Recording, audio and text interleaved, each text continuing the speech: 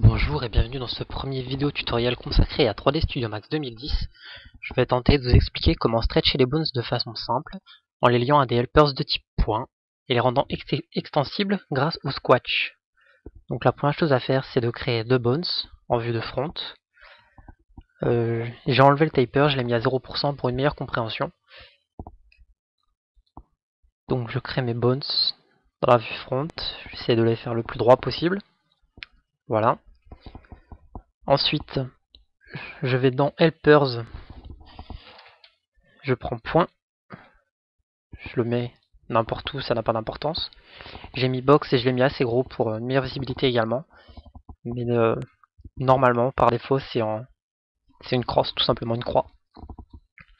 Voilà, maintenant je vais l'aligner à la bones, tout simplement en cliquant dessus.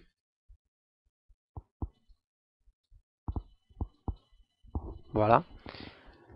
Pivot, tout pivot. Alignement sur tous les axes. Voilà. Je le duplique. Je fais la même chose sur le bones du dessus. Ok. Et une troisième fois. Voilà. Mes bones sont alignés avec mes helpers. Donc maintenant, je clique sur mon bones. Je vais dans animation, contrainte, position contrainte. Je clique sur le helpers. Je vais dans contrainte, look at, je clique sur le helpers du dessus. Et je fais la même chose avec les autres. Position contrainte,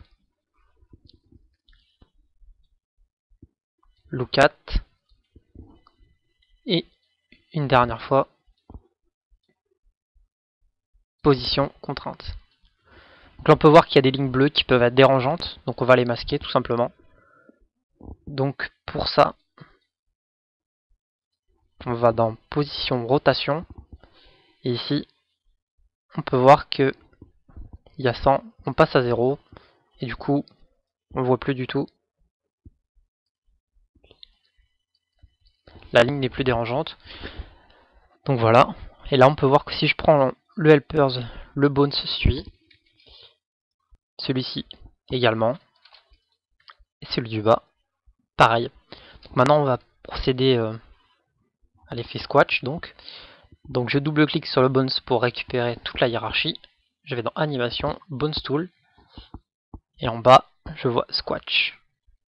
Je ferme, et voilà. Et maintenant on peut voir que le bones se déforme en fonction de l'éloignement. Donc là il s'écrase.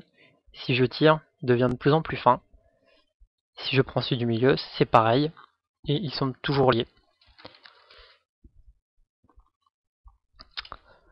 Voilà, c'est terminé pour aujourd'hui. A bientôt dans un nouveau vidéo tutoriel.